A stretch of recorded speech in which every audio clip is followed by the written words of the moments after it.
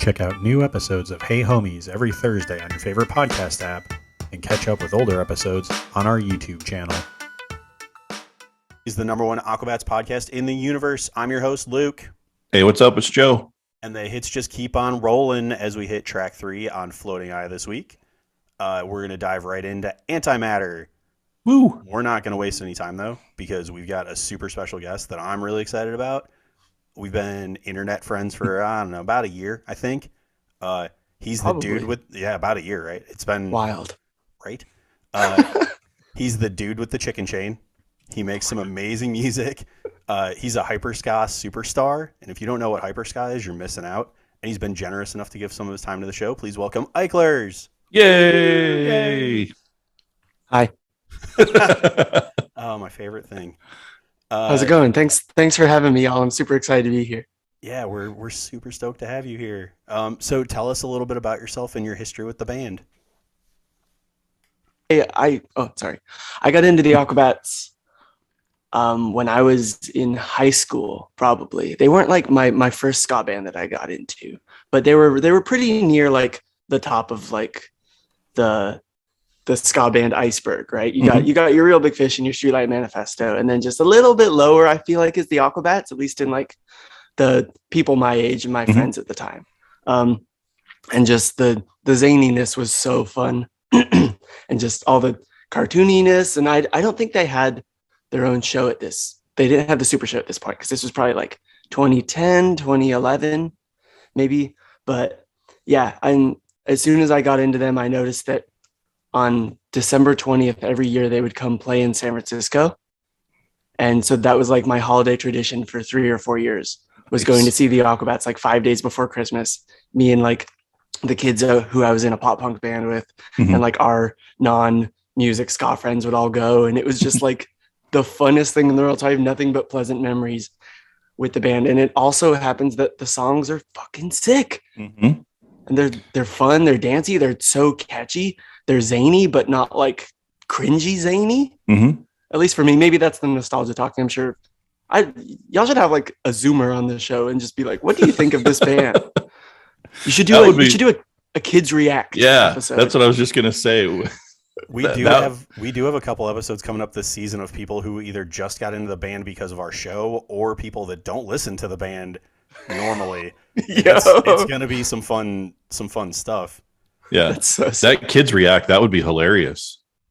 We have enough of them. We have 6 between the two of us. Yeah, I mean, I have 1, and he's been listening since he was in the womb, so he doesn't count. Right. He's just as deep into this as we are. So what you're saying is we have to go get random children? Yeah, I mean, if you know any random children that have never listened to the Aquabats, we could give them music and then also show them like the Super Rad video and, you know, the In Color pilot, and, you know, who knows what else we could find just to get a reaction and see what they say. Honestly, I feel like at this point it would be pretty hard to like find a younger person who hasn't had any sort of relationship with Yo Gabba Gabba at the very least, and then showing them the Aquabats, at least like visually, they'd be like, oh, it's just like Yo Gabba Gabba. And then you're like, well, just show them a picture, they'll start singing Pool Party. It's not, you don't even have to hear the song first. It's in every human's DNA. Yeah, that's true. And it's at the end of every show. So before we get all the way into the song, Joe, do you want to tell us a little bit about the Clubhouse update that you had? Oh, yeah. So last week we told you guys about the Clubhouse opening up for all the cadets. And back in November, they sent an email to anybody that had registered as a cadet during the Kickstarter, or I think when the roles were open, and you could re-register your cadet number from the 90s, and it gave you access to the Clubhouse. But if you didn't do it if you didn't register, oh my goodness, if you didn't register or re-register during the Kickstarter or the open roles, you have to now wait until they open the roles again. And you can reuse your old number from the 90s. You just have to let them know that you still have your card, and I maybe show them a picture of it or whatever, and they will re-enroll you as a cadet with your old number in the new roles, and then you can have access to the Clubhouse. So if you can't get in now, just be patient. I know that's tough for some people, but just be patient. It'll come around. We need more people there because it's a little quiet at the moment. So if you have access, go talk. To summarize, the Aquabats, they're the DMV of ska bands. Yeah, yeah. Pretty much. You got to get your license to be a cadet. Bureaucracy of the bats. Yeah, you need it in triplicate, signed by the governor. Hopefully it's not a California DMV because you'll never get through the line. You know what? Washington's been pretty good. I can't complain. Must be nice. Yeah. Oh, the one here in Utah, when we moved here, I walked in. The lady said, "Oh, here, fill this out." I filled it out and walked right back to her and began my process. There was no line. When I lived in Salt Lake for like the last 5 years. Oh, really? Yeah. And same experience. I grew up like in the Bay Area in California. Mm-hmm. And then we went to the DMV to get our new licenses changed. And it was just like that. I could not believe it. Yeah, I lived in San Diego. I grew up there. We moved here about almost 5 years ago. And other than the inversion that we deal with like right now, not many people know what that is, but it's really bad. Think of a really bad smog day in LA and the entire Salt Lake Valley gets covered in that. It's pretty gross. For like a month. Yeah. Jeez. And then it snows and it clears up and it looks beautiful. That's true. I'm very happy in the Pacific Northwest. It's never bad. Other than like, I mean, I have to live around some pretty terrible people out east. That's right. I'll insult the entire half of the state, but it's whatever. No, I'm happy with Washington. Every time you say Pacific Northwest, I want to say somewhere in the octagon. Exactly. It's just in my head. The Aquabats made me move here. Exactly. So, Antimatter. Yeah, it's a good song. I like it. It's good. I like it. That's mostly our theme on this. I want to go on record and say I am pro antimatter. Ooh. I feel like, so last episode we had a pretty good talk about like who doesn't like this song, right? Mm-hmm. Who doesn't like Antimatter? You can't not like Antimatter. It's so happy and fun, and it's got a great message. Yeah, I never really paid attention to the message before. We'll get into that later on, but I listened to it, I don't know, half a dozen times last night, just trying to really, really drill down what this song was and really get behind the meaning of it. I mean, you listen to songs all the time and you hear it and you know the words and you can sing them, but do you really know what the artist was writing about? And I came to a realization last night that I didn't really know what these lyrics meant until I started reading them and listening to it over and over again, which was cool. I kind of realized that this morning, just like I was eating a donut. I was preparing for the episode, drinking my coffee. And nice. I was listening, and just like the song name Antimatter is just like, oh, kind of like anti-materialistic. I'd never like really put that, but in the sciencey, nerdy Aquabats kind of way. Mm-hmm. I was like, that's genius. Oh my God. Yeah. Go ahead. Oh, I was just going to say, they don't have a whole lot of songs that are deep like that. Yeah. And not this early. There's some later in their catalog. There's even one on this album that's really deep, but like, yeah, up until this point, we've talked about it. They were the goofy, wacky ska band, and this gets like, so this album came out when I was in high school. I was a senior, and I was super into punk. Like, I played in a pop punk band. Like, I think everybody has to play in a pop punk band at some point. I wish I had. You were too busy listening to rap. I was just talking to my friend Christine on Twitter about this like yesterday. We were saying that playing in a pop punk band is like the DIY or like beginning music equivalent of like working a service job. Mm-hmm. I bought a bass and tried to teach myself, but it never went any past there. I've always wanted to be in a band or like wanted to be musically inclined, but it never went anywhere. But like with this song, when I was in that little band and I had my dumb little mohawk and I was angry at the world because I was 17 and I lived in the suburbs of Chicago, like this song, I was like, yeah, it really doesn't matter that like people don't have things or that my band's not popular or whatever. Like, it doesn't matter. Mm-hmm. Like, I can still have a good time. And I was lucky enough that, because I don't really care about lyrics, it sounds terrible, but because words matter. I'm also an English major, so I don't make any sense. I'm an enigma. But like normally I don't care about the lyrics. I care about the song. And then this, I was like, oh, this is so good. It's such a good message compared to, Super Rad, where it's like, yeah, I'm Super Rad. That's just goofy. Mhm. Well, like on Discord today, somebody had just recently listened to our episode about the story of nothing. And now there's a discussion going on about what is this song about on Discord. And somebody keeps saying it's about nothing, but it's really not. That one, if you really drill down into that one, that's got kind of a deeper story behind it too.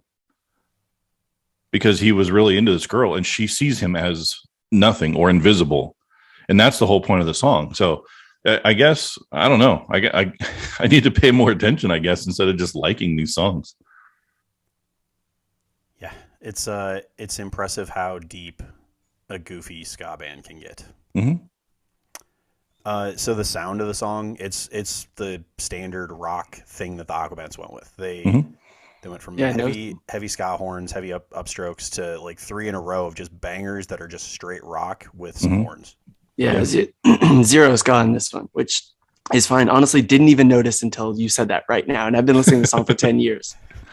Yeah, it's so far from what was on Return and Fury and any kind of ska sound, but it's so recognizable as the Aquabats.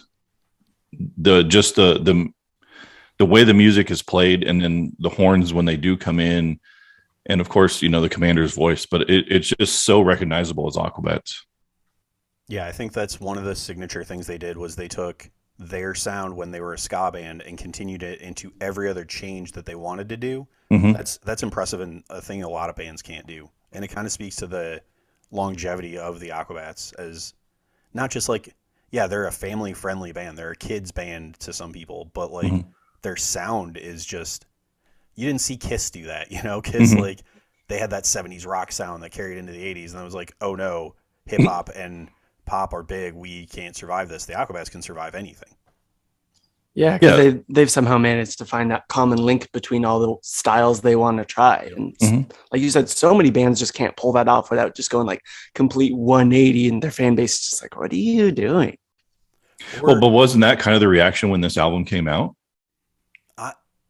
Everybody's got their own local view and what the public saw, but I know my friends that we were all ska kids, Mm-hmm. like it was pop punk, ska, and hardcore in my friend group.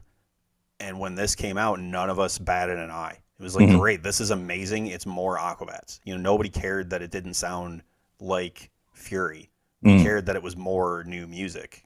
Yeah. It was also, we've talked about it in the past. It's harder to do that in 2022.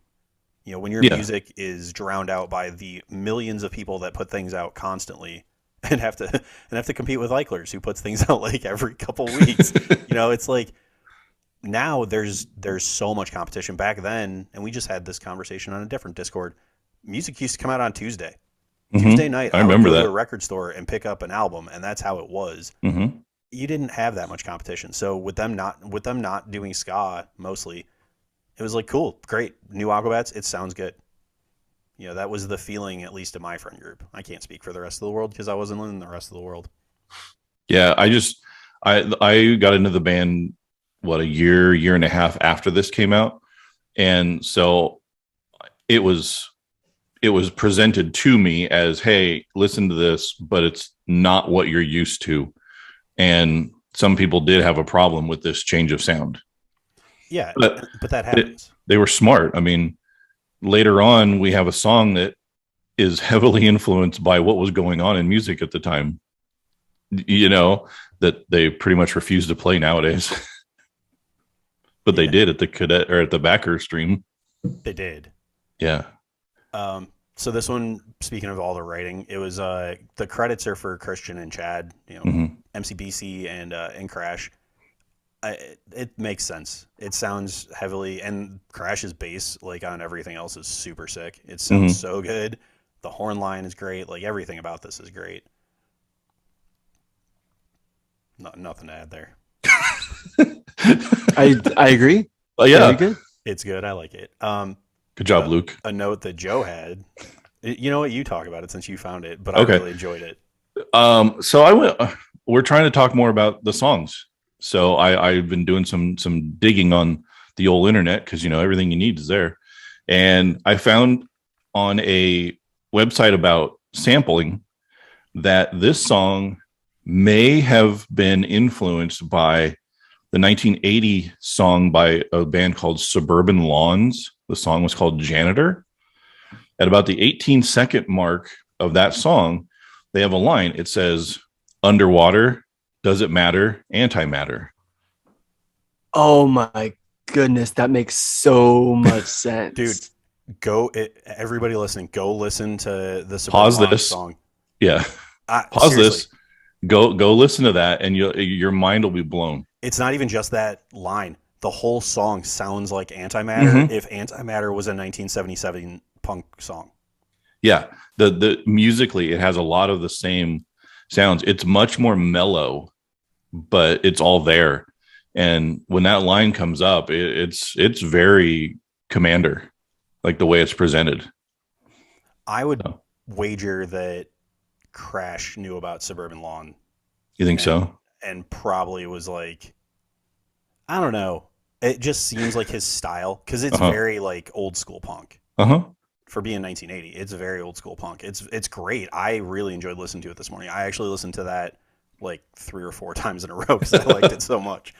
Yeah, I was quite surprised. I'm not so much into that, but I appreciate it and I do like some of it. So I listened to it and I was, oh man, that's pretty cool. I could see this was definitely something that they were listening to.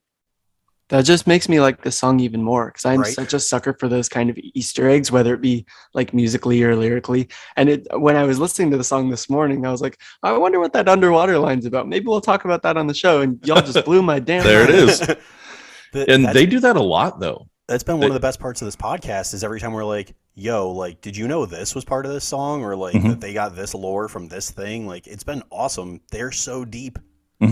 There's so much stuff that they toss in that people miss. And I'm sure we've missed quite a bit of it just over the stuff that we've done. But I'm trying to be a little bit more diligent about that now as we're trying to pay more attention to the songs than just rambling about whatever, shoes and Batman. Batman comes up a lot on the show. Bat recognize Bat. Yeah. I like Batman. Bat. I can't help it. That'll be our tagline for season 4. Bat there we go. Bat. Joe, so Joe put a note. Anyone heard the rumor that this song was written about Baron von Tito? Yeah, you never heard that before? I didn't. Wait, what? Okay, so this album came out after he had left to go to Blink, right? Right. And the rumor was that the band took it very hard and very personal. If you really look at some of the lyrics, they could be throwing shade. I mean, I'm trying to. My boss and I were just talking about that like 2 days ago because I mentioned that I was coming on this podcast. And he was like, "Do you think the Aquabats were sore when Travis left?" And I was like, "Nah, probably not." But at least one of them was very upset.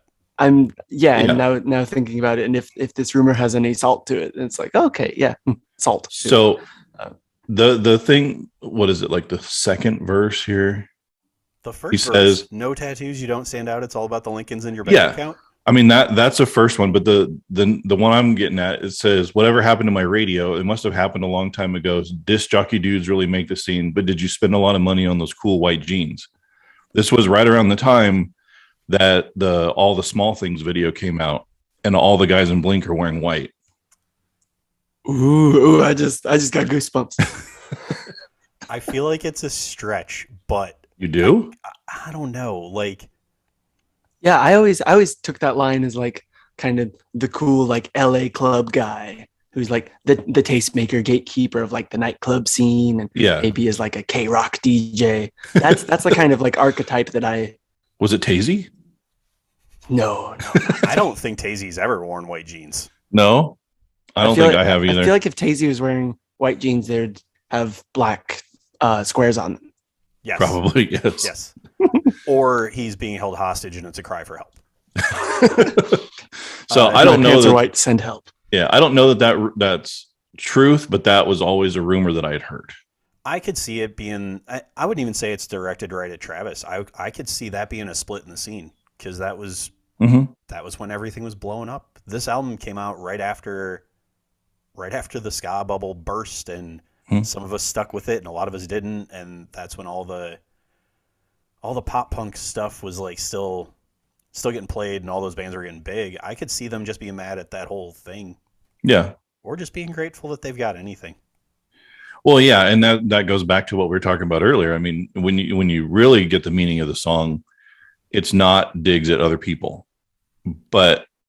and maybe that was just kind of one of those urban legend, if enough people speak it, it'll become true kind of thing about the Travis tie-in.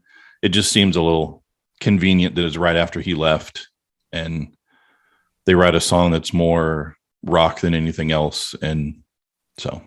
But maybe we're also attributing our own timeline to it. Like, we don't know how long they had the song. Maybe he wrote it with them.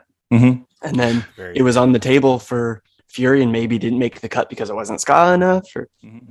Well, we had that conversation during the first episode of this season because, some people have made comments about Dr. Rock and how, Luke said his drums aren't very high in the mix. And I was wondering how many songs he actually contributed on, because a lot of these could have been written while Travis was there and he just shows up and they say, oh, here's what we're playing.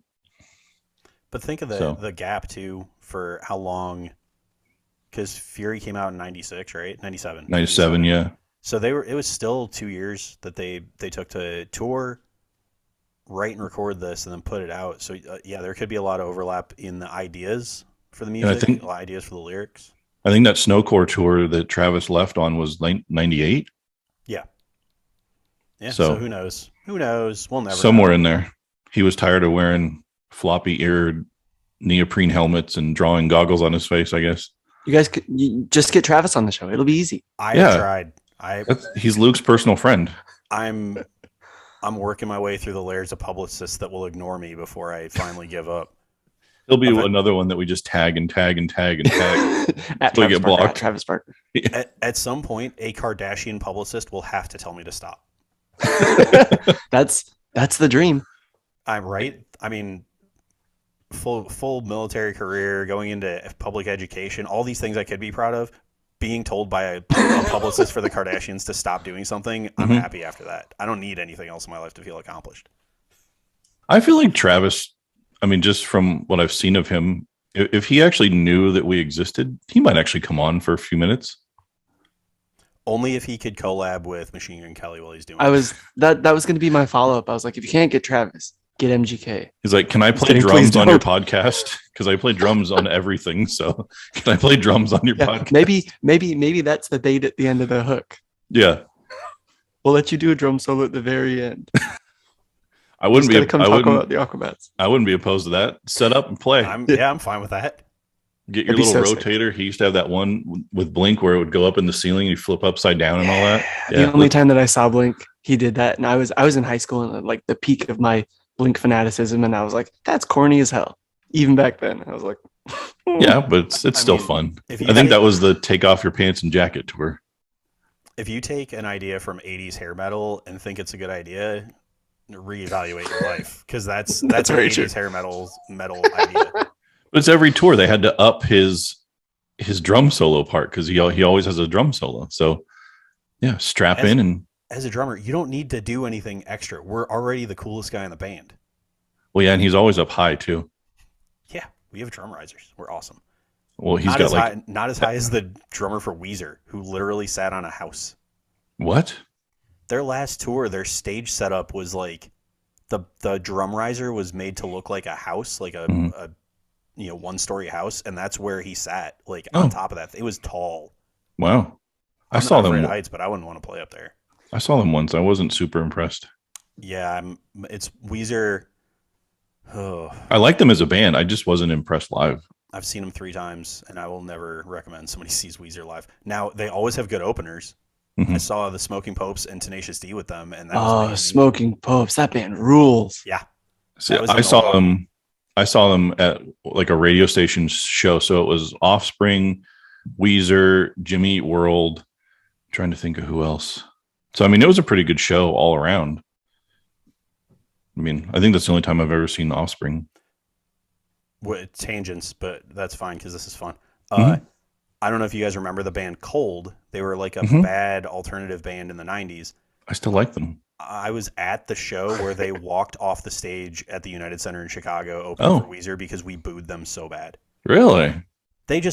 That band doesn't go with Weezer, and they were kind of bad anyway. Like their sound wasn't good. They didn't seem like they cared, and people were just like, "This is boring. Get off the stage." And they did. That's so mean, though. Yeah, I know. Oh my God, Luke. I was so far away. It's all Luke's fault. It's all Luke's Yes, fault. it was all He me, did not say the we. other 1,000 people. You put the we in Weezer, my friend. I don't know. I almost didn't spit feel Red bad Bull for all them. over my computer.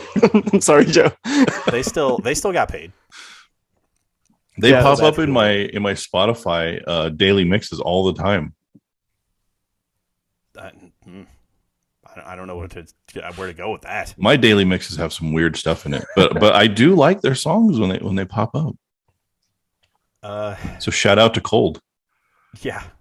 Hey, Cole, do you want to come on the podcast? Sure, why not? They toured with the Aquabats, right? I mean, literally anybody can come on the show. There's no barrier to entry on this show. Just say you want to come on, and we'll probably talk to you about a song. That's how I got on. Yeah, exactly. That's why I'm here. Hi. Weren't you? It's a good thing I brain dump everything. I thought you were my top 5 artists this year, weren't you? I think you were. I don't On remember. I Spotify? have such a bad memory. Same. I think so. Yeah. I know that one of your songs was in my girlfriend's top 5 songs for the year. That's incredible. By the way, she says hi and that she's really excited you're on the show. Nobody That's amazing. else cares who that is, but she's very excited. She's not a ska person, like whatever, but she loves Eichler. Hey, the audience might get to know her later in the season. Maybe that might be one of the people that doesn't listen to the Aquabats that's coming on. Dang. So Eichlers has a very important part of the history of this podcast. You might not even remember. Honestly, you shouldn't remember this. So when we were starting this, Joe and I were talking about names for the show. And I put on my personal Instagram a poll or something. I don't remember if it was a poll or a question saying, hey, I'm going to name a show about the Aquabats, Hey Homies. It was a poll. It was a yes, no. And everybody else said yes, but like 3 people. And one of those people was Eichlers. And you said no. I was like, what's up? What do you have a better one? And you're like, no, but I really think you could do better. Well, I told Joe before we started recording, if you hadn't have said that, or if I had bought into that, been like, yeah, I could do better more than I did, we wouldn't have had a show because I would have gotten so hung up on naming it the right name that I would have just never done anything else. So you saying no and me saying nope, we're gonna go with it anyway. That's been kind of the feel of the show since the very beginning. Oh, cool. Okay. I was worried that I like derailed you or like kept you from doing something better in somewhere. You're welcome. Our I guess. attitude of defiance stems from Eichler saying you could come up with a better name. Yeah. I think even I said we could come up with a better name. You did. Hey Homies is one of my least favorite Aquabat songs. So the fact that we have a show named after that song, I was like, no, please, can we come up with something else? It's honestly, good podcast name. Yeah. Yes, but yeah, like I agree with what Joe is saying. I mean, it's not my podcast, but yeah, I just in terms of like canonical Aquabat stuff and like what the good eras of the Aquabats, I mean, they're all good, but like that song is. Yeah, we picked a song off High Five Soup. Yeah, terrible. So that was like, there's like a very special thing, like being a music fan, at least for me, when you get into a band and then you like become obsessed with them and you dive into their back catalog and then they release a new album. That's like a very special thing to me. And I feel like that is for most people. High Five Soup was that album for me. And I loved it just because like I'd been like not obsessed, but like very, very into the Aquabats for years before that came out. And that was like my senior year of high school. And like all my friends and I, like I said, we've been going to the shows every Christmas season. And then that record comes out and it's so kids showy and fun. The songs are all great, but then Hey Homies was like the one song on the record where I was like, why? Mm-hmm. And then so just for the next like month, my friends and I would just sneak up behind each other and go, "You want a hug?" I was great. cannot wait to cover that song in the show because a friend of ours has a story that, like, I've told some crazy stories on here. His story about that song, and it's recent, like in the last 6 months, happened, and it's so good. And now I'm building it up, and I can't even tell it. Y'all got to do like a 24-hour episode. I've brought that up because we did one live stream and we went like 3 hours or so. Yeah, we have 3 hours. But I'm not against it. It's gonna have to be this summer. you think so? I mean, it's gonna have to be after June. Yeah. Oh, come on, you can pull it off during the school year. It's fine. Yeah, come on. The kids will understand. 4 hours of me sitting there grading papers after school. Hey, don't walk over by Mr. L's desk because he's doing stuff with a bunch of weird podcast people. That's not a thing that happens in public education. It's the Aquabats. The kids will understand. Is that what you tell the kids to call you? Yeah, I kind of let them decide if they want to use my whole last name or just call me Mr. L. Oh. I had one call me by my first name, and there was a conversation there. I was going to say, Mr. Luke? Oh, or not even a Mr.? He looked straight at me to ask a question and went, "Hey, Lucas." I was like, first of all, the only person in my life that calls me Lucas is my grandma. Uh-huh. Secondly, no, you're a 6th grader. That's not how this goes. That's funny. As soon as he said it, I don't even think he knew he did it. But it is what it is. Yeah. Being a teacher is fun. Yeah. Learning and growing. So, Joe or Ike, anything else about the song? Well, we hit all our notes. Did we really? Yeah. I mean, I guess we did talk about the horns. Mm-hmm. The note says the horns didn't need to be in the song, but the way they were used complements the rest of the band well and keeps everyone engaged. One thing about that, I did like that they didn't put them in every chorus or every verse. It's kind of like it builds up and then it hits the horns at the end, and it sounds really good. Otherwise, they're just guys with brass just dancing on stage during this song. There's worse things you can be. It's a groovy song. Yeah, exactly. And then the last note we kind of talked about it. The message of the song is a pretty good one. It's be thankful for what you have and don't sweat the stuff you don't. So yeah, that was like one this was like probably my favorite Aquabat song when I was in high school, because I was just like, kind of like Luke said, very, very punk, not like super angry, but just like very obsessed with being punk and being different. And the song is very like finger pointy at like jocks and normies. And I'm just like, man, I like the Aquabats. So yeah, kids, next time you listen to the song, really listen to the lyrics, and you might have an eye-opening moment of realization of what you're actually singing and listening to.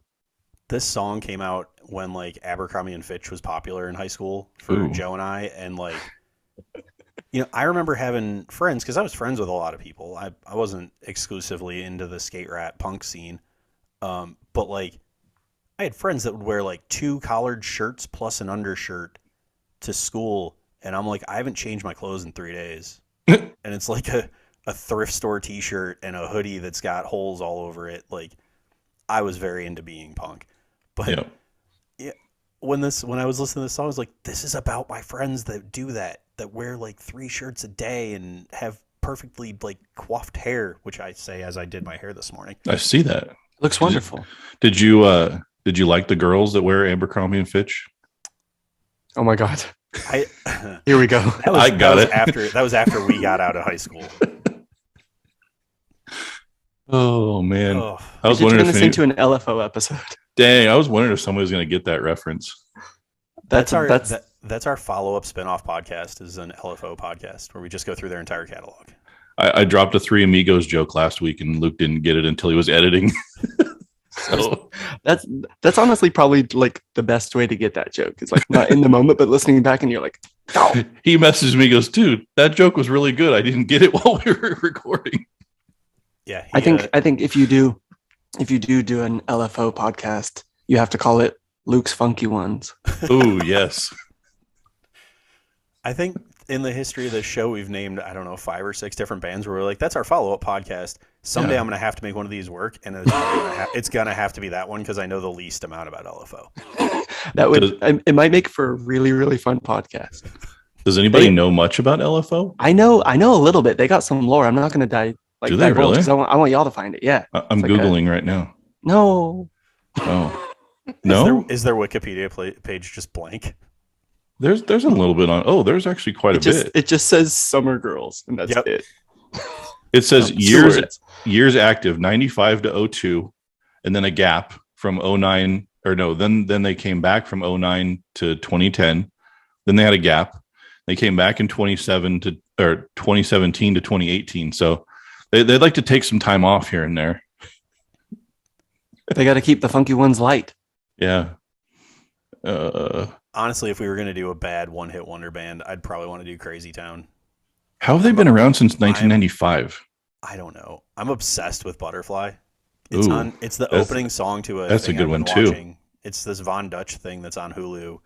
Oh my God, I watched that last month. Yeah, it's so good. Fascinating. But, holy cow. Every time a new episode starts, I'll be like, oh, I hate this song. And then 2 seconds in, I'm like, yeah. Dude, I felt the exact same way. By the time the credits finished, I was just like grooving. It's like, Right. You're my butterfly, sugar baby. Did you guys know that LFO in 1990 or 97, they covered New Kids on the Block song Step by Step? I would have gone with Hangin' Tough. I like that we're just doing Luke's funky ones right now. Yeah. Drop it in the middle of this part. Sorry.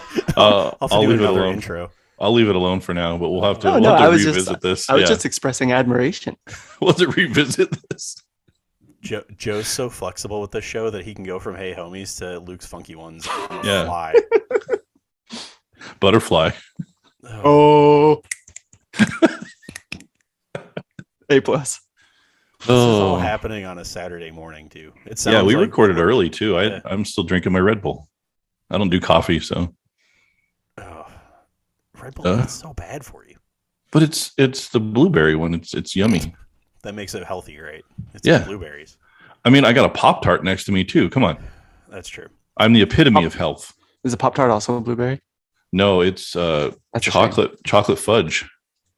My kid eats them. I don't really like them as much, but I needed something before we recorded, so I just grabbed that. For some reason, my brain just like cross-pollinated Pop-Tarts with Pringles, and I was gonna be like, "Have you had the pizza one?" But See. Oh, So my wife sends me a Now. text last night. She's out of town with her friend. They got Reese's peanut butter cups that have potato chip like added to them. yo, I've been trying to find those. I'm a huge fan of anything like chocolate and peanut butter. And, Yeah, they're yeah, in my- Texas. Oh, I don't want to go to Texas. I know. Sorry, Who wants cool, to? sorry, cool, who- Chris. Who wants to go to Texas? cool Chris, Los Oh, Curados, dang. Hans Group and the Die I was Hards, all going to the go cool look up stuff the in Texas. picture. Flipping the combined effort. Yeah. I was going to go look up the picture of the Reese's Pieces, but look what Eagle Bones just posted. I saw that from That's- Cool Tricks. Yeah, that's pretty cool. Awesome addition to an audio podcast, Joe. It'll be on YouTube eventually, and people It will will. see it. Uh, It was a picture of him with oh man, what's that dude's name from Supernova? It's not Best Art. audio podcasts are purely visual. Yeah. I we forget. we do but put them up on YouTube eventually. We were just slow. It'd be really fun if planning you on- didn't put this one up on YouTube. Or Yeah. lost that scene. specifically. Convenient. I will have Sequence Erase up this weekend. That's You my were plan. Dating this thing like crazy. Am I? Yes. What else did I talk about date wise? I don't know. 1997 covering Oh, step by the- step. the year I graduated high school. Luke's Yeah. funky ones. Luke's funky ones. So yeah, other than that, I don't really have anything else on antimatter. If anybody else has ever heard the rumor about this song being about Travis, call us at the Hey Homies hotline. It's 605-939-0232. Yeah, I did it. Joe Luke didn't even have finally to. memorized it. He didn't have to prompt me this time. Or you can email us at heyhomiespod@gmail.com. That's a good way too. But we do like the voicemails so we can play them. So Yeah, I'd like to hear I've what got anybody else has to say about this some song. to play. Mhm. Now I can't stop thinking about a pizza flavored Pop Tart, and I really want it. Ew. So like after I said that, my brain also just did a 180. I was like, pizza Pop Tart, that's just a hot pocket, Yeah, I've got those in right? the freezer. All right. Are hot pockets just savory Pop Tarts? Sure, why not? Yes. Yeah, But all right, here's where they don't have any frosting though. some Pop Tarts don't. That's who eats those? I went 8 months Yeah, that's of non-frosted Pop Tarts. One of my that's like a GI Pop Tart. Yeah, it is. That's what the Army gave us in the Chow Hall. They didn't bring for. We can get aircraft carriers. We can't get frosting on our Pop Tarts. So the aircraft carrier with the frosting got lost in transit. yes, It's got a frosting gun on it. So here's the Jeez. difference between a Pop Tart and a Hot Pocket for me. Oh God. I can't pull a Hot Pocket out of the freezer and just eat it. Mm-hmm. I have to warm it up. Yep. Oh, with that attitude. I actually prefer. I mean, I could. I never told garbage chicken on this show, but I've eaten. I thought you did. I avoided it. So Oh, I rarely heat up Pop Tart. I don't eat Pop Tarts very often anyway, but I can't remember the last time I actually put one in a toaster and was like, I'm gonna heat this up. Honestly, not as good. Right? It's an experience when it's not heated. you know which ones are good though? Warm are the cinnamon ones. There's like a Yeah, brown sugar and cinnamon. Those ones are good warmed up. The rest of them The are s'mores ones, because they get a little gooey, those are pretty good. Yeah, the rest of them are kind of sixes. So Mid, as the kids say. Ooh, this is Been why watching- this is why you had to come on to teach us. I've been watching some AEW. Do you watch wrestling? No, I was like, I have no idea. What Oh, that is. dang. Okay. No, there's this heel guy that came out and was cutting a promo and was saying that everything was mid. And I've been hearing it more and more since he did that promo. So, Oh, interesting. and it got picked up. It's been on people's like TikToks and whatnot that aren't even into wrestling. So I thought maybe that's where that came from. Dang. Here I was thinking wrestling was being an influence or an influencer. I don't think the wrestling lingo is as cutting edge as you were led to believe. Well, when I watch a lot of it, I kind of think it is. No, that's fair. Joe's life is the Aquabats in wrestling, It pretty much is. and Garth Brooks. I do like Garth Brooks. You do. You went to that one concert. I would go again in a heartbeat. He's playing in San Diego this weekend. I wanted to go. Do you know who a Sith Lord's favorite country music star is? Oh no. Who? Darth Brooks.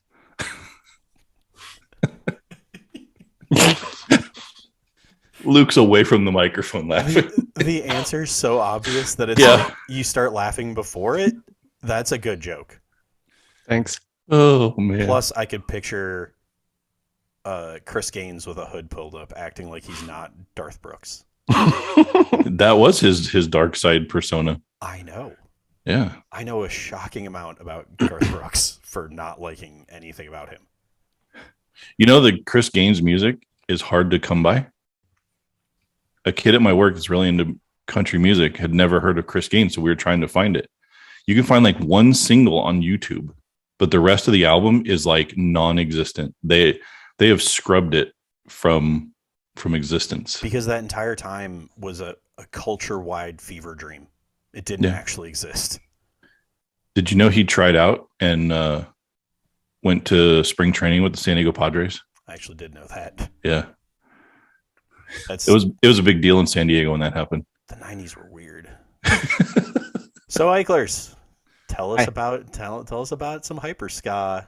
Tell our fans about it if they don't know what HyperSka is. Oh yeah. So I make HyperSka. It's a pretty even mix. I think pretty even mix between like hyperpop and ska music. I incorporate a lot of live electric guitar, as well as fat bass drops, a lot of auto tune, and a lot of hooks. My songs are really short. I record and produce everything by myself. I write all the songs, and I have a lot of fun. It doesn't matter what kind of music you like. I mean, if you're listening to an Aquabats podcast, you probably like something similar to the Aquabats. If you like anything, you're going to like what Eichlers does. I feel like the Aquabats fan base, it would be a dream to open up for the Aquabats. I feel like that would be a really good audience for me. Hey, Oh, Mr. yeah. Aquabats, are you listening? Richard We know, Aquabats, we know you do. the Yeah, CEO of Aquabania. yeah, Mr. Yes. Mr. Aquabats. They always listen, and that's why we can't get anybody on the show anymore. No, I'm just kidding. But Conflict of I interest. I would love that. Like personally, just knowing you, I would love to see you opening for the Aquabats because I know it would be a crazy fun show, and heck yeah. like kids would appreciate HyperSka a lot. I think because it's very danceable, but it's Mhm. also just really good and much like the Aquabats, very similar. Your lyrics get real deep sometimes too, which is hard to do when you're playing some HyperSka. Yeah, I like to try and ride the line between serious, meaningful lyrics and stuff that like also is kind of not lowest common denominator, but like accessible.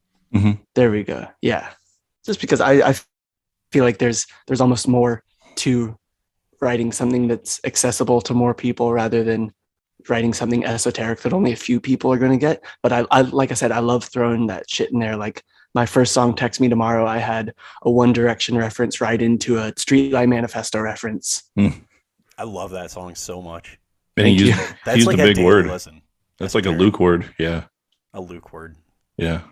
Well, Luke's the I do have a piece of paper that says I know words. Did Luke's you know the the writer of this show. Did you know the S in esoteric stands for ska? The more you know. And the P in esoteric stands for pick it up. That's that that. That's Yep. big brain right there. That's I didn't even know there was a P in that word. There isn't. Okay. That's the joke. See, I'm not smart. I didn't go to college. So what you just dropped New Oh. Tone.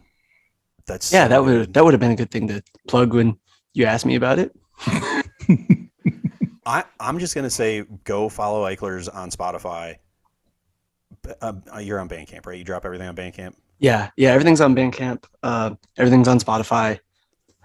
Yeah, I just got added to like the fucking Spotify editorial hyperpop playlist. My songs online that I released right before the new year got picked up, and it was the #1 spot for 2 days on the Wow, hyperpop that's cool. playlist, which is absurd because I don't know too much about like how the editorial playlists work, but I know that people like I think can pay money to be on those. I'm not sure. Mhm. But It's like the radio. yeah, maybe. But I also, if it is like the radio, I think that's illegal. Who's to say? But yeah, I just like, Only if you get Got- caught. yeah, I guess you're right. Yeah, I got this email. It's like, you've been added to a Spotify editorial playlist. I looked it up and I'd like just gotten into work and sat down at my desk and I just like started screaming at my boss. I was like, what's going on? And I was like, dude, you have to look at this. And like, he's the coolest dude in the world. He plays in a ska band. He like grew up going to Gilman Street and stuff. Like he's seen Op Ivy. He played in a band that was on that Things That Ate Floyd comp. That was like one of like the foundational East Bay mid 80s comps, whatever. But yeah, so oh my God, tangent. Yeah, I'm on the hyperpop playlist on Spotify. I'm everywhere. I'm saying hi. You can follow me, EICHLERS __. And that's my plug. Yeah. Nice. You'll be tagged in the show notes. Mm-hmm. I'll probably link straight to your Spotify from the show notes too. Also, Sweet. go on YouTube because Ike does a bunch of cool like online live things with people and remixes all this stuff and does awesome everything. I love it all. Oh yeah, I did. I recorded a set for the Megawave record release where I did an all cover set. It was so there's good. there's some fun gems in there, some esoteric stuff, Ooh. and some pretty mainstream stuff. So yeah, it was a lot of fun. And since I never want these plugs to end, check out the EP that Eichlers did with Get Tough. It's, I think, one of my favorite things from last year. It's so good. Thank you. That's so sweet. That picture cover, I don't think people understand how good a Kid Rock and Sheryl Crow cover could be. Oh God. Yeah, that was like, so RB, aka Get Tough, and I were discussing like ideas for the record because we knew we wanted to like collaborate on the original, which is Make Me Famous, and we wanted to like remix one of each other's songs because they produce all their own stuff too. And then we wanted to do like a collaborative cover, and I had an idea. We were trying to like pick something that's like both nostalgic for people our age, but also like not like very much in the cultural zeitgeist yet. And Arby's like, what about this fucking Kid Rock song? And I was like, oh God. And like it was very much their idea. And I was like, I do not want to do this song. But then I listened to it and I like the old gears started turning in my creative head. And I was like, okay, this is gonna be genius. This is so funny. And I think it turned out really well. The same guy who put Vuvuzelas into a Beach Boys song said, "Oh God," about a Kid Rock song. That's how bad that song could be. Vuvuzelas are good. Are good. That's on a compilation we've promoted too for Ska Punk International. I'm just promoting all of my friends today. I like it. That's what the show's for. Check out Get Tough. RB is amazing. They are amazing. Oh, all right. So I think we talked about the song. We talked about literally everything on the planet. I think we talked including about LFO. Yeah. We just introduced a new segment, Luke's Funky Ones. Yeah. Where you guys discuss an obscure 90s one-hit wonder and your favorite flavor of Pop-Tart. You're welcome. Theoretical flavor of Pop-Tart. Yeah. Because next week, spoiler, next week, clam chowder. Ew. They make clam chowder Pop-Tarts? No, Luke's making it up. Like your pizza one. Yeah. Luke's going to bake a batch of clam chowder Pop-Tarts and bring them to the show. That's going to be in the second Bad Time Records cookbook. Oh my God. That'll be the Los Ocupados recipe. Oh, jeez. Mike's going to be really excited about that one, I'm sure. Oh, yeah. Nobody will eat it. It's disgusting. Poor Elliot. Elliot's just going to get to that recipe. Yeah. Turn the page. Yep. Oh, mine didn't have that one in there. Never mind that it's must have been a misprint. Anyway, Eichlers, thank you so much for being here. This was a blast. Everybody go support Ike. Mm-hmm. And if there's nothing else, we will talk to you guys later. Thank you for having me.